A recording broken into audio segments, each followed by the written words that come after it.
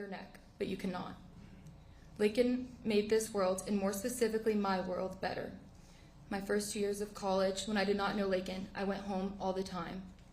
My last 2 years of college, you had to drag me home. That was because Laken was my person. So, Your Honor, I wish to proclaim the maximum sentence for the defendant, as I will never be the same, her loving, beautiful family will never be the same, and this world will never be the same. I hope this sentencing sets a precedent, so it stops with Laken and fails to happen to anyone again. Laken was a hero and a warrior. She died a hero and a warrior, and she is a hero and warrior to all of us. Laken was my source of light, joy, and unwavering happiness. So when her life was taken, so was the part of me that knew how to truly feel those things again. Thank you, Your Honor. Lily Steiner, Your Honor, my name is Lily Steiner, and as mentioned in my testimony, I was one of Laken's roommates, friends, and family. On the day of February 22nd, 2024, Laken Riley was taken by Jose Ibarra from her family, her roommates, her friends, her sorority sisters, her classmates, her future children, her future husband, and her future patients. This trial focused on the death of Laken, which has overshadowed the life that she lived, the life that was stolen from this community. Laken was the most driven student with the biggest heart of anyone I think I ever will meet. As roommates, we got to spend a whole lot of time together. We had our family dinners that were strictly chili. We watched Dancing with the Stars every Tuesday. We had almost daily Starbucks runs, which I hoped to do that morning when I checked her location around the time she took her final breaths. We'd often get to a point at least once a week where we'd get emotional thinking about what life is going to be like once we graduated. Laken held a place in all of our imaginary futures. Now Sophia, Connolly, and I graduated in May, required to move on with our lives, while Laken can't. We have the privilege to get jobs and move to an exciting new city to experience post-grad life, but Laken doesn't. I'm currently working as a medical assistant, waking up every day dreading that I won't get a text from her to make my day better. I'm striving to work in the medical field, but I know I could never be half the healthcare worker that Laken would have been and that the world was deprived of. While living together, we often would play outside of our house in the middle of the street, specifically Foursquare, listening to a playlist I made called Playtime with My Family. Our home was such a special place to us, one that was tainted. Athens has never been the same, nor will it ever be. Shortly after Laken's death, I had to come back to UGA to finish my classes without Laken and without the safe space that we built together, and it was awful. Every time I wanted to go somewhere, I had to drive by the apartments that provided a roof over his head while he got to rip away ours.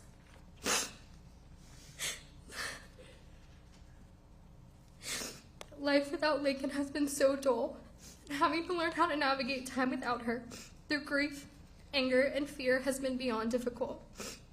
So many people are lost without her. Laken made her short time on Earth so significant that she managed to impact those who she never even met. Laken left a colossal legacy to everyone she touched, and I have zero doubt that she is still not finished building it. And that is something Jose Ibarra will never be able to take away. I hope to never say his name again, but to shout Laken's every chance I get. I kindly ask Your Honor that you help us all in our long healing journey by allotting the maximum sentence for Jose that unfortunately still won't make up for the beautiful life taken.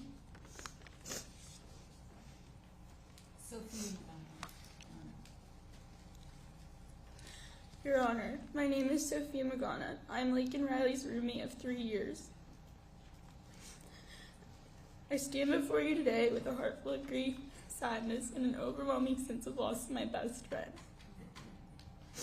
Laken wasn't just my best friend. She was my roommate, my sorority sister, and above all, she was my chosen family. The joy and kindness Laken brought into my life every single day can never fully be put into words. We confided in each other, supported each other through life's challenges, and celebrated our joys together. The loss of my best friend has shattered my world in ways I never thought possible. I never imagined that I'd have to navigate life without her by my side. Every day, her friends, family, and loved ones carry the weight of her absence, a weight that is heavy and unrelenting. Laken was my fearless other half. As someone who's reserved and awkward, Laken was always there to nudge me to step out of my comfort zone. She would pull me onto the dance floor and encourage me to try new things and remind me to live life to the fullest. I trusted her completely, and I always knew she was there for me as I was for her. Those small, precious pieces of life that we once took for granted are now reminders of what I've lost. Laken taught so many people in her life invaluable lessons. She showed me how to find joy in every moment, how to embrace life with an open heart, and how to dance in a crowded room without caring what anyone else thought. These lessons will stay with me forever. Laken was not just my best friend. She was a devoted daughter, a loving sister, and a cherished friend to so many.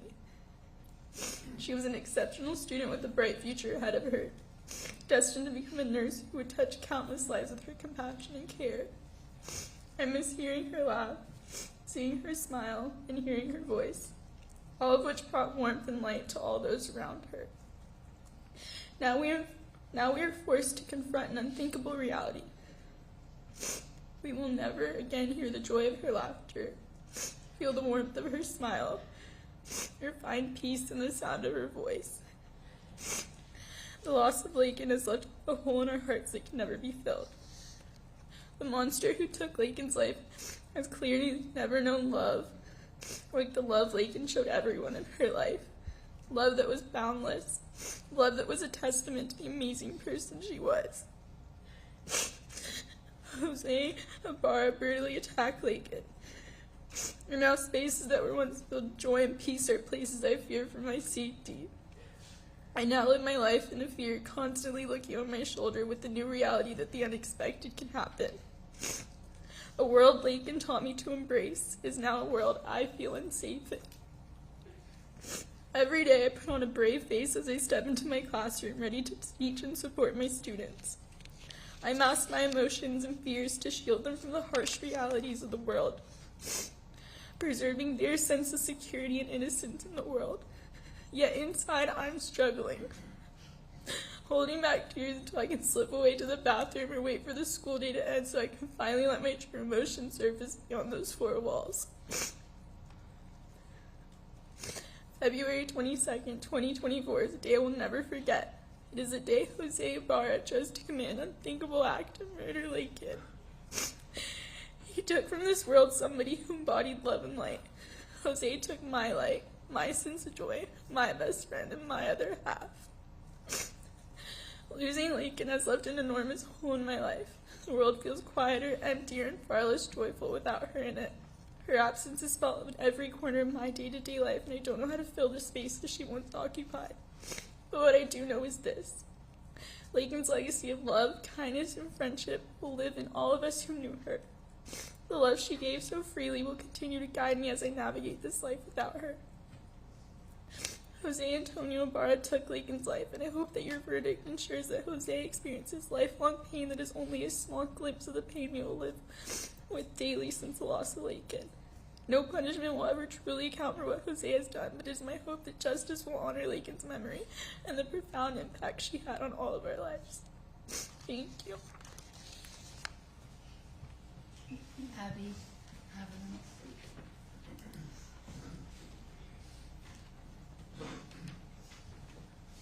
This is Abby Haviland.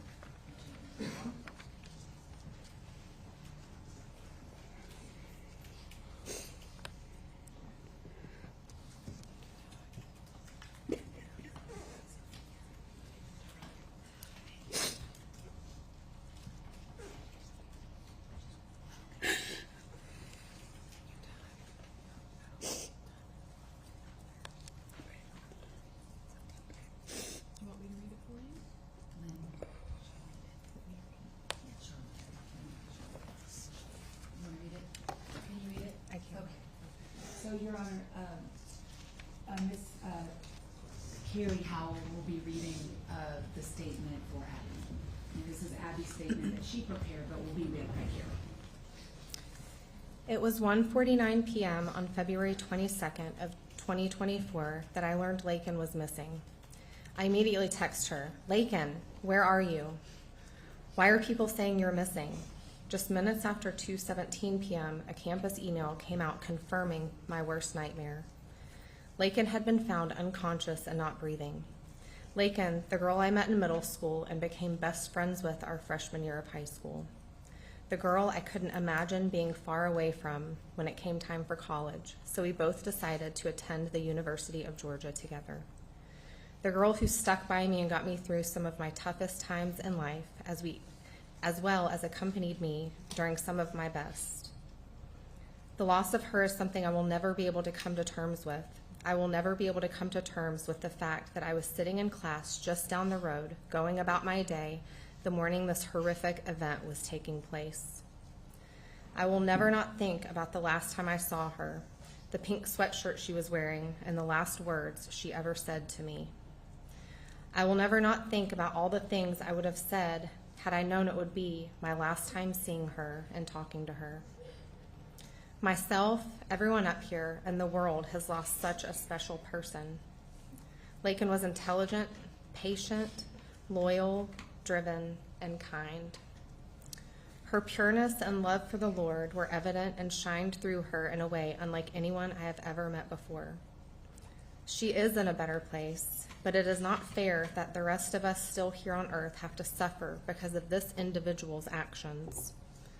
Because of this individual, some of my happiest days, such as the day I get married and have kids, will be forever accompanied by a feeling of grief, a sadness that Laken will not be there with me to experience them.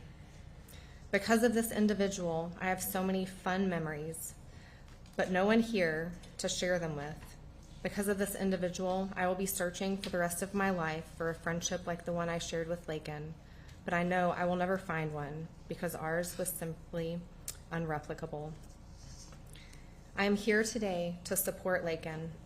I hope to provide only a fraction of the support she continuously gave me during her time here on earth. I miss her desperately and long for the day I get to see her again. Since February 22nd of 2024, I will forever be changed.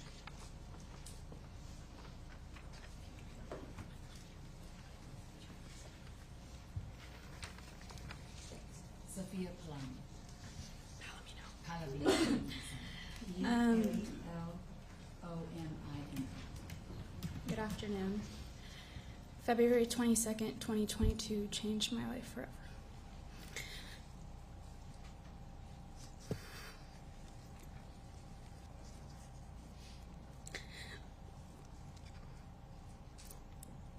Not being in Athens that day will forever haunt me.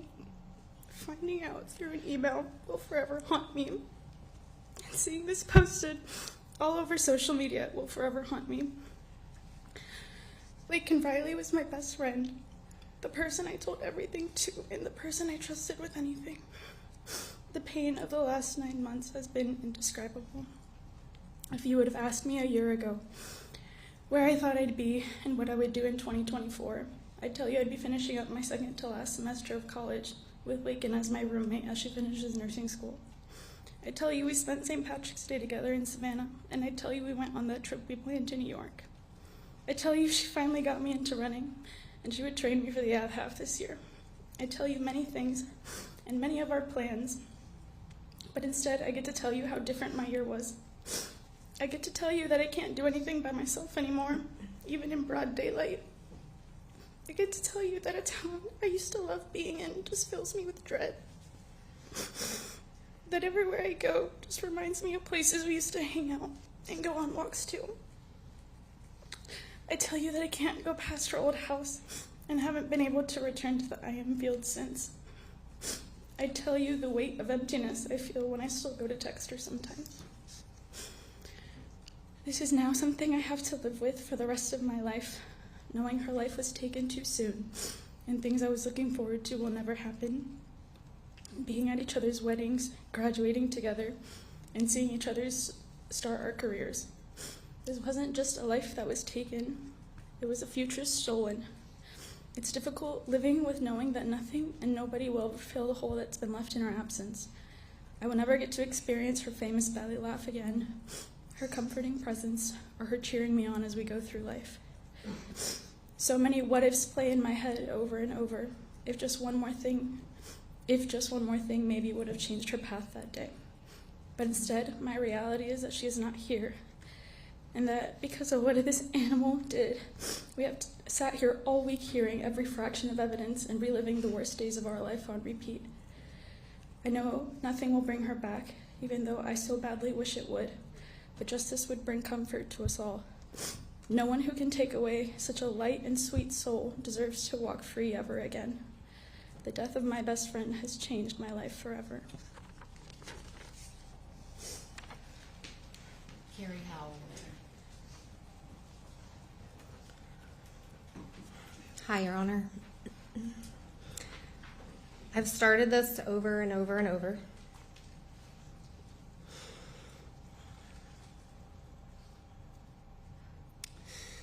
Feeling paralyzed in my thoughts.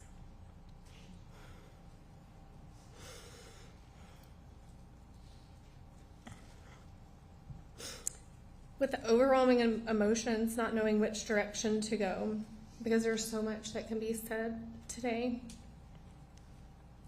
Everyone has spoken so beautifully over her, and I had the privilege of getting to speak about her at her celebration of life and getting to talk about all of the beautiful and wonderful things about her.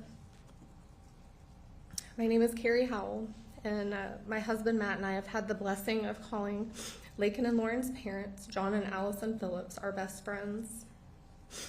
John and Matt met in college, where they were roommates and fraternity brothers, and they formed a bond as friends that grew into a true brotherhood. This brotherhood between them extended to connect our families together in the same exact way. It is a friendship that runs deep and loves big. Our families and children have grown up together and had many adventures and vacations together over the last 20 plus years. We have had the privilege and joy of watching Laken and Lauren grow up. 272 days ago, on the morning of February 22nd, 2024, our lives were forever changed in a way none of us could have ever imagined.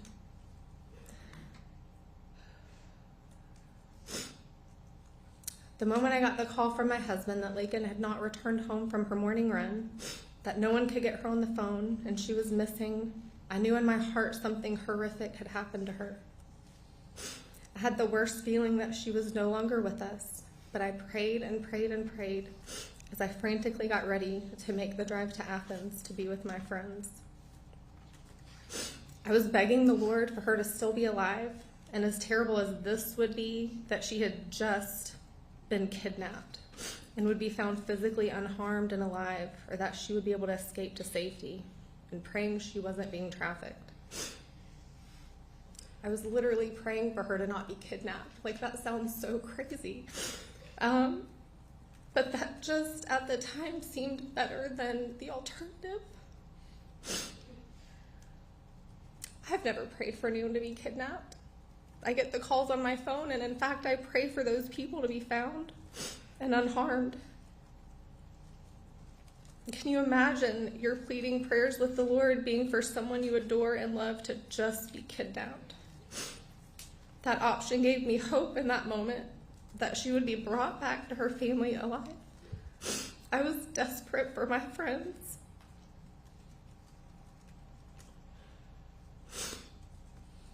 This nightmare spiraled out of control when I received another call from my husband while he was on the road, or while I was on the road to Athens. John had called my husband, and he said to my husband, "She's with Jesus, brother." That will never leave my memory.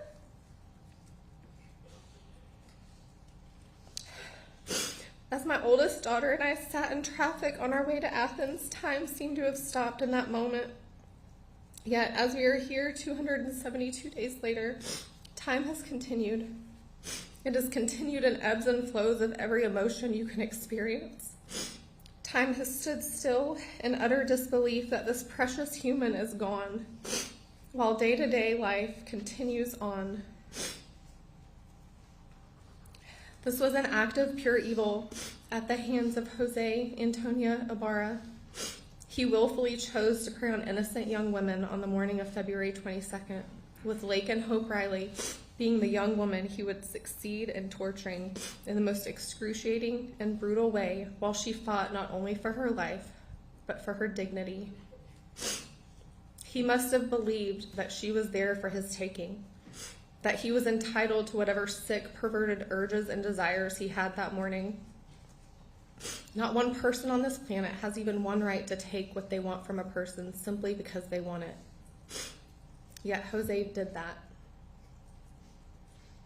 Because of his evil actions, we are all being forced to learn how to navigate life with the stark, harsh reality of Laken no longer being here. Her amazing friends have been robbed of the beautiful gift of lifelong friendships and doing life together with their future husbands and children, the way my family and the Phillips family have been blessed to do all of these years. Her grandparents and aunts and uncles and cousins feel the absence of her presence constantly and have been robbed of the continued blessing of her being a bright light in their family.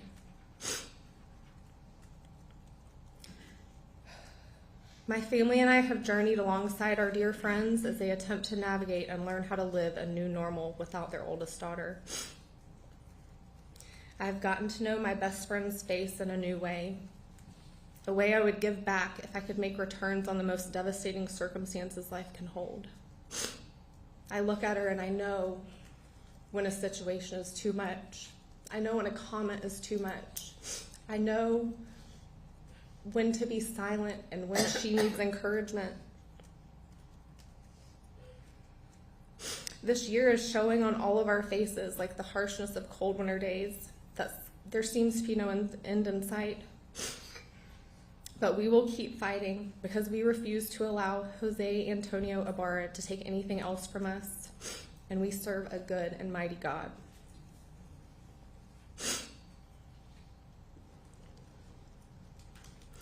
We've already been forced to journey through our annual family vacation without her. Family get-togethers, fun events. And the absence of her presence is so deafening.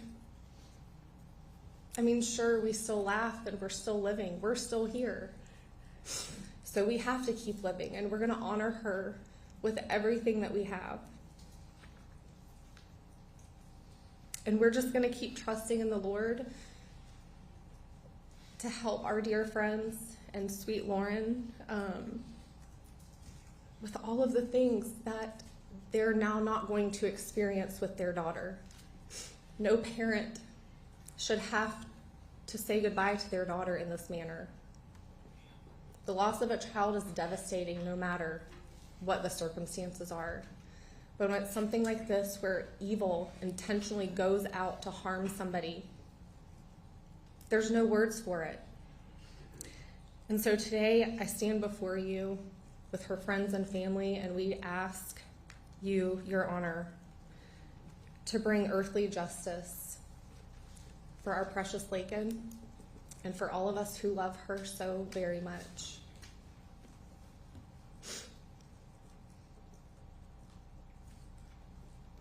She was truly one of the most precious people that I've ever had the honor of knowing. She exhibited the fruit of the Spirit in the Bible because she truly lived her life for Jesus, as you got to hear John read in her journal entry. That was her. That was a private entry, not for anyone else. And you got to see the type of person that she truly is in her heart. Pure and lovely, and her laugh that everyone has talked about, literally one of all of our favorite things about her. And we never get to hear it again because of him. So we ask, Your Honor, for you to consider in your sentencing for him to not be able to ever be out of prison and for him to spend all of his days there without any possibility of getting out. Thank you. Tell me your name again. It is Carrie Howell. Carrie? Yes, sir. And Your Honor, that at this time completes the statements for victim impact evidence from Laken's family and friends. The state would also have a few more items to present for victim impact, and then I'll address the indictment with the court. And one of the things I wanted to share with the court is that a lot of times when we hear victim impact evidence, it is very much so the way that we hear it here in court. Hold on, I'm going to pause this for it. But what we have in this case is something that I ran across in my review of the evidence in this case, which is really 1 minute of when or where this court will be able to get the true impact of what the murder of Laken Riley did to her family and the impact of his actions on her family. Because what the investigators did in this case is, as you know, they were all wearing body cam videos, and there's hundreds of hours of it in here. And there is one moment where, and I'm just going to play 1 minute of it, just 1 minute of the horror that this family has gone through in the last 9 months and what they're going to continue to go through for the rest of their lives. And it is the moment that they learned that their daughter was dead. And in this video clip that I'm showing, which I've marked as states 333, at the top right corner, it's at 1950, you'll see a black truck.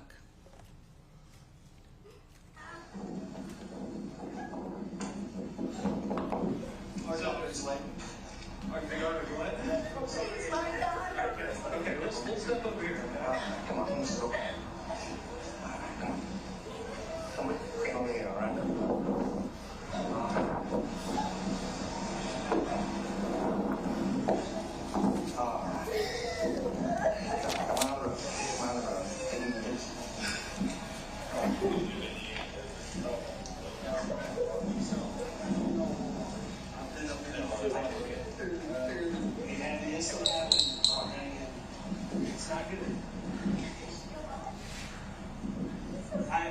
I don't want to tell you yes or no because I don't have names. I don't know who anybody is. I do know that this is a pretty sensitive thing.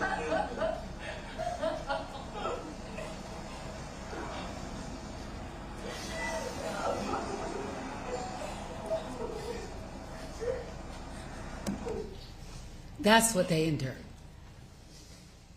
And that's how it was on that day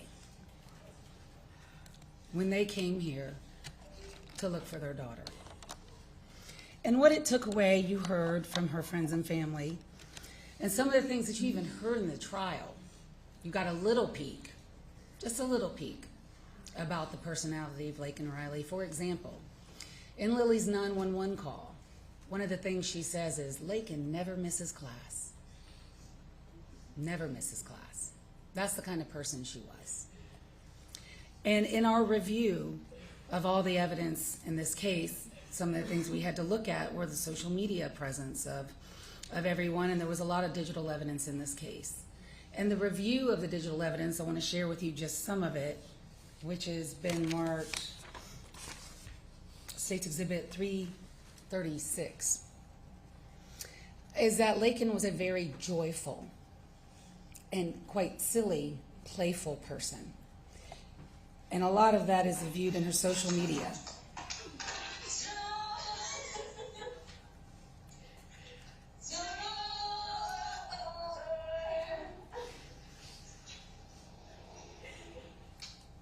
And the Ring doorbell.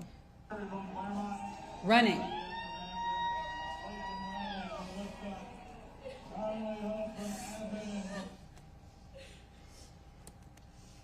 Same race.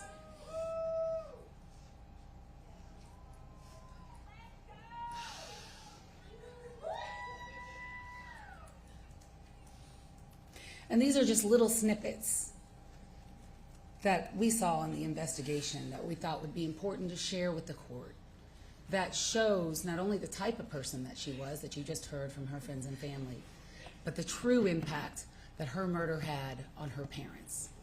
But more than that, one of the things that the court is permitted to consider in victim impact testimony is the impact that her death has on this community.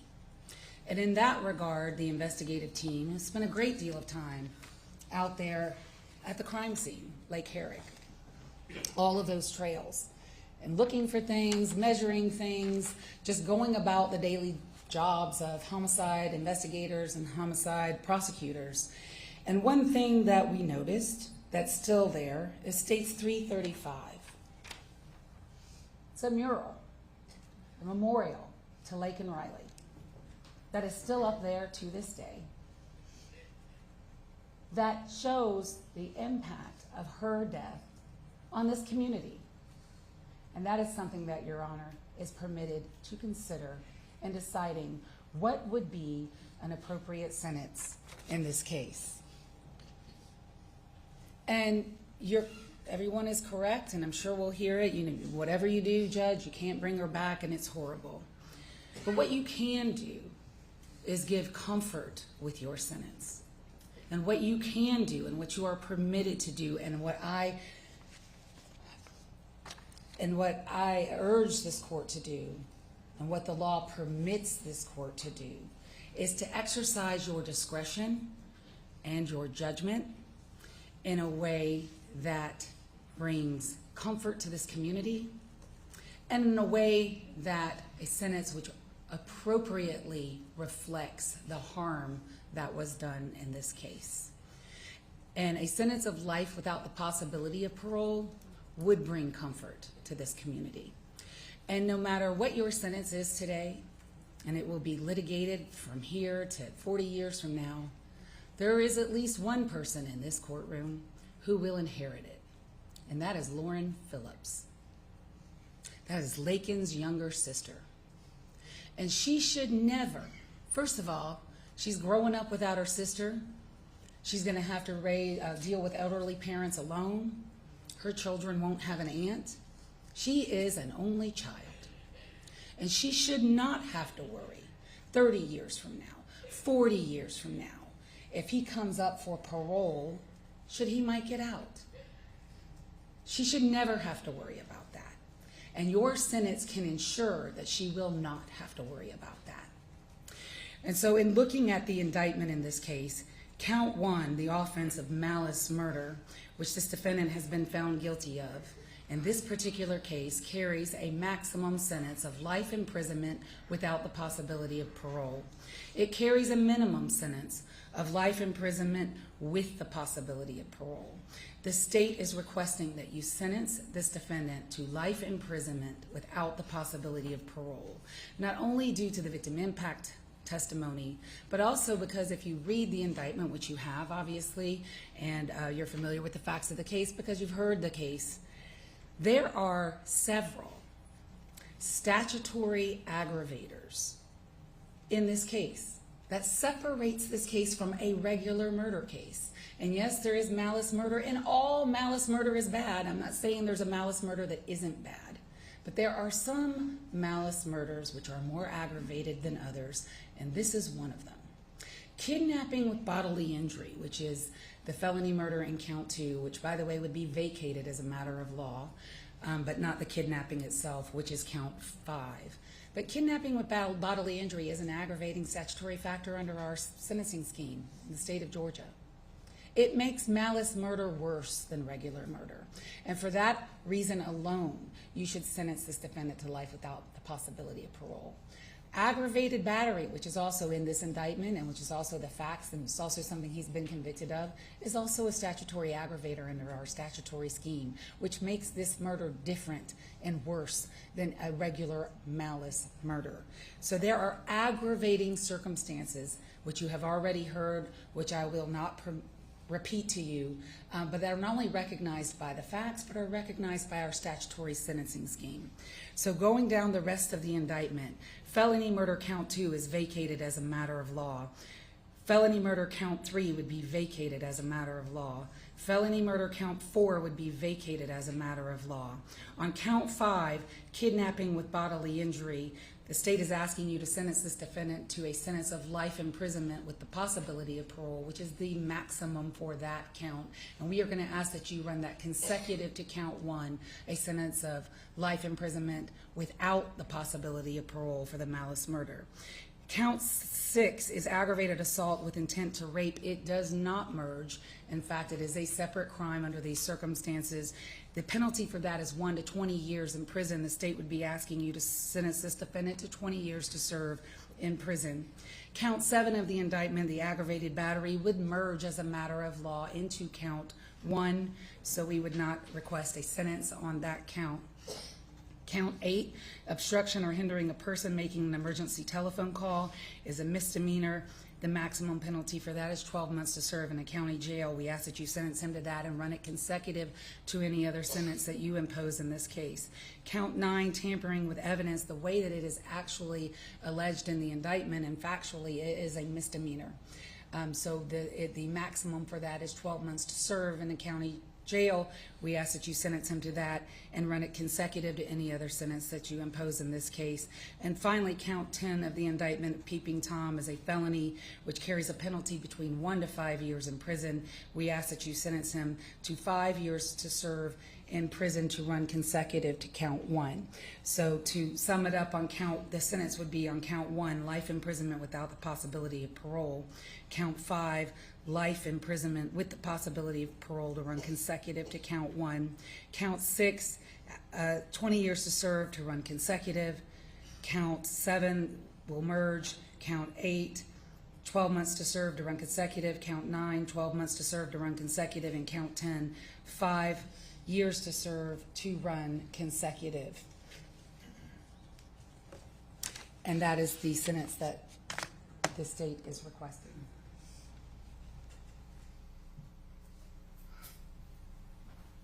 Mr. Donnelly?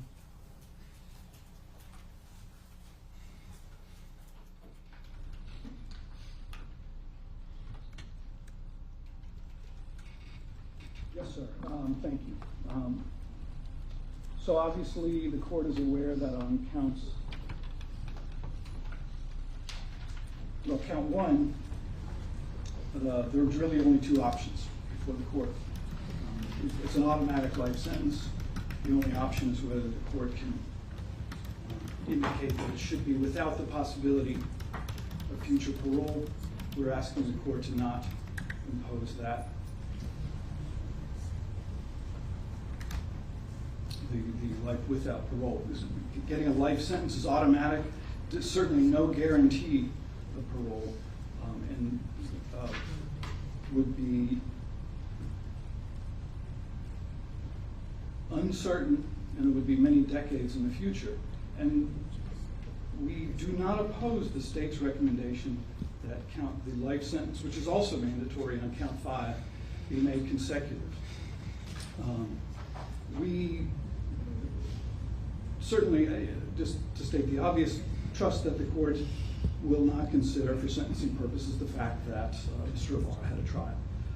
The defense has made every attempt, made every effort to do its job and to pursue this process in a way to respect both the process itself and also to not cause any disrespect toward the feelings of Ms. Riley's loved ones.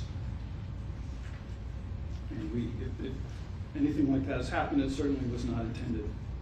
And the defense is not immune to the sensitivity of this case, again, to not only her loved ones, but to the greater community. The state's request is not unexpected to us. We anticipated that, and it's certainly understandable.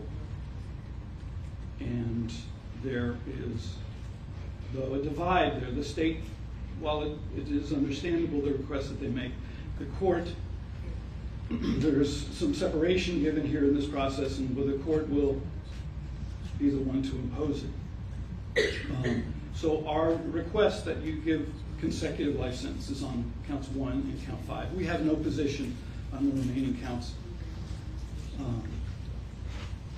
We'll send a message that to whatever future custodian of Mr. Ibarra as to the gravity of this crime and the gravity of this situation.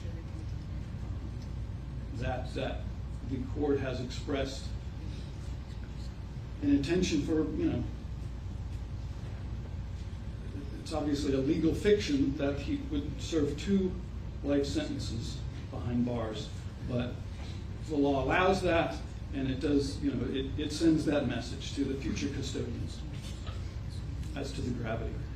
But the withholding of the life without parole aspect of count 1 would at least give Mr. Ibarra the sliver of incentive to reflect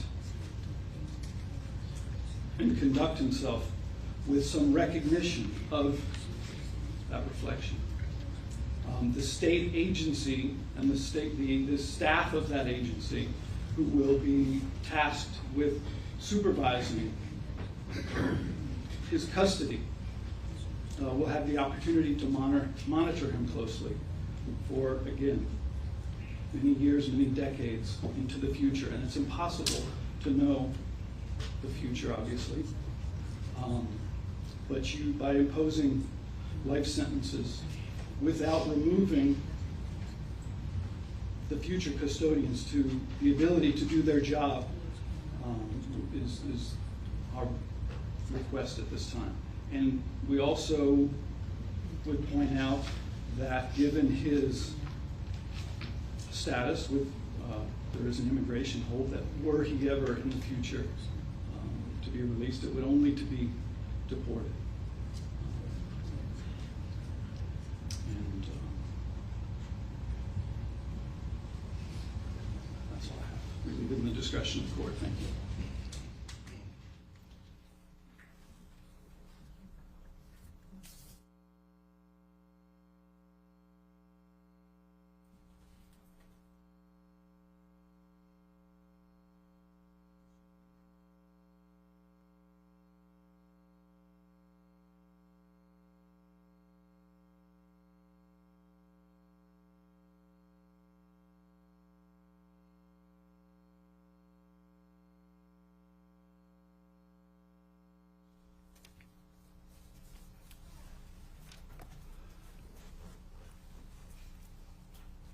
Before I announce the sentence, let me, I just have a couple of thoughts. One is,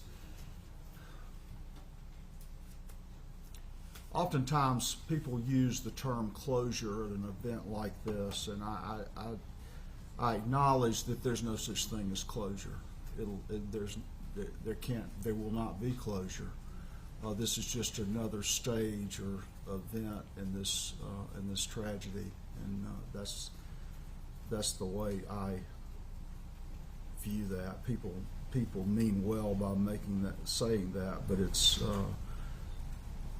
I've heard it explained that when you have something like this that impacts one or many, you even have to make a conscious effort to breathe at sometimes. And that just comes on you at any particular, you just don't know what's going to bring it on you. And you realize that you do make it through the day, but you don't know how you did it.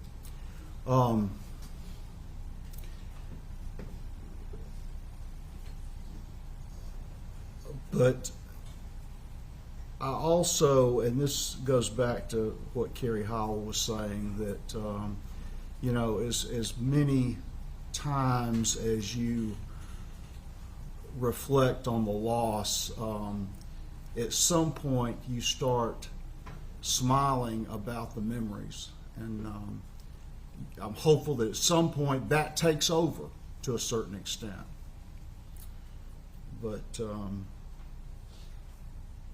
there's very little, including the sentence of Mr. Ibarra, that's going to help much, and I acknowledge that.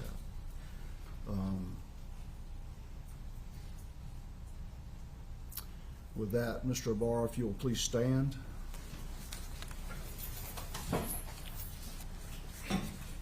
Count 1, malice murder. I sentence you to life without the possibility of parole. Count 2 will be vacated as a matter of operation of law. Count 3, vacated by operation of law. Count 4, vacated by operation of law. Count 5, life in prison consecutive to count 1. Count 6, 20 years to serve consecutive to count 5. Count 7 will merge with count 1. Count 8, 12 months consecutive to count 6. Strike that. 12 months, but I don't want it to 6. It's just going to be consecutive. Count 9, 12 months consecutive. Count 10, 5 years consecutive to count 6. So that would mean the misdemeanors would come after the felonies. That will be the sentence. Mr. Ibarra, I will advise you that you have 30 days from today to seek any post-judgment relief in the form of a motion for a new trial or appealing this case directly. If you make a motion for a new trial and that is denied, you have 30 days from that date to file your first appeal, first level of appeal. Court will appoint a lawyer to represent you if you cannot afford one. I'll also advise you that you have 4 years from the date that your conviction becomes final in order to file a habeas corpus petition. Mr. Donnelly, can you tell me, are you all going to be involved in the next stage? That remains to be seen, but my understanding is that we will remain on at the court's appointment until unless relieved by conflict counsel. All right, and you'll make those We will arrangements. communicate that with Mr. Ibarra and with the court. Okay. All right. Anything else, Ms. Ross? No, Your Honor. Okay. It's going to take a little. Yeah. Can we take the? We're on moving and we can go down to the same side. Okay, that'll be fine. Can do that. Everybody remain seated, please.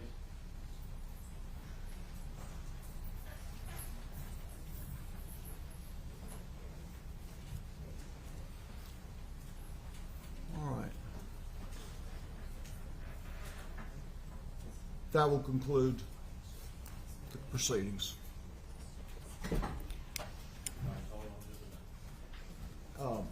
Can I ask you something, Dan?